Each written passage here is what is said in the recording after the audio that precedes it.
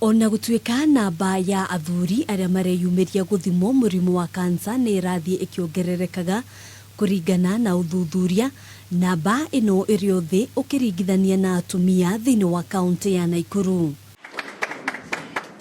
Akiaria hindi ya kurugurio gwa ceceni ya Equity Afya Center mwena wa Nakuru, Ndagitari Gicuki ni oritie arume agatagati ka ukuru wa miaka 35 na 50 kuiyumagiria kaingi guthimwo murimu wa kansa ya muthiori. We are doing screening in all the 16 hospitals and 26 health centers. We are screening freely for breast, cervix and prostate. The ladies come for cervix and prostate, but the men,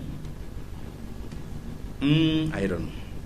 But it is good to know your status as far as prostate cancer is concerned. Equity Afya, we want now to ensure that we create a very good supply side. And the supply side is coming up with a medical facility like this one. A medical facility that has 3 pillars. 1, quality of care. 2, affordability. And number 3, accessible.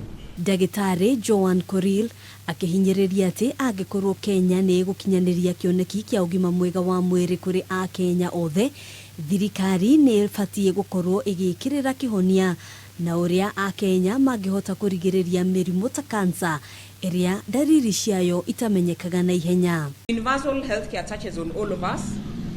It refers to being able to access high quality care or care of sufficient quality to make you feel better and whenever you need it. So it talks about access and the affordability aspect.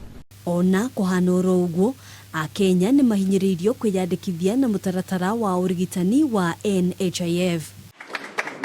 Hadrini Hakameme TV, jitagwo Gina wa Waduro.